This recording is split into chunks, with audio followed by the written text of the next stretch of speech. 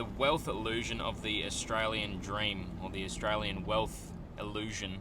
We're obviously talking about the Australian real estate market, because that's where all our money is.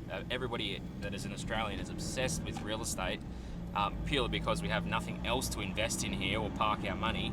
That's the real reason why everyone wants to invest in it. The thing you have to get your head around is the fiat debt-based fractional reserve money system is stealing your wealth.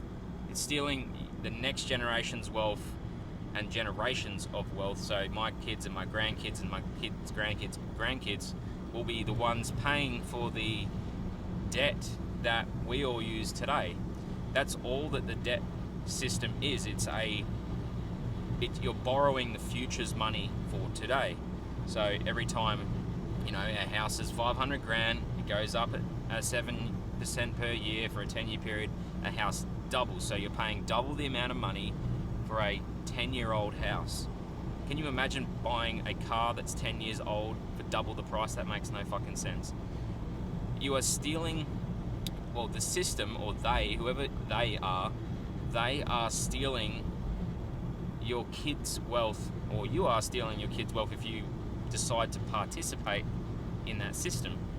So, you're promising I'm going to take $1 million loan for this 10-year-old house, and I promise I'm going to pay it back over a 30-year period plus interest, right?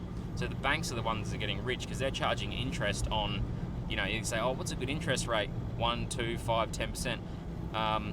Whatever the fucking interest rate is, it's an obnoxious amount because it's an amount that they can charge you when all they did was press a button to create the money. Now they're charging you interest on something that they just created out of thin air. So they're stealing, or the system is stealing your wealth from you. That's the moral of the story. If you can get your head around that, you will understand why I'm so pro Bitcoin. I've been down this rabbit hole. I've been full circle. I've done the permanent place of residence. I've pulled the equity out. I've got an investment property. I've had a renter. I've had appreciation on the property. I've had the renter say, no, I can't afford that rent. There's personal stuff behind these decisions. This is not a small amount of work, and nor should anyone have to do these things and get a 10 plus property portfolio to make sure their money is hedged against inflation, which is the money they fair and squarely earned to start with by standing in the hot fucking sun, nailing wood together like I did. So switch over to the Bitcoin system. You can save your money that you fair and squarely earned without it ever getting deflated.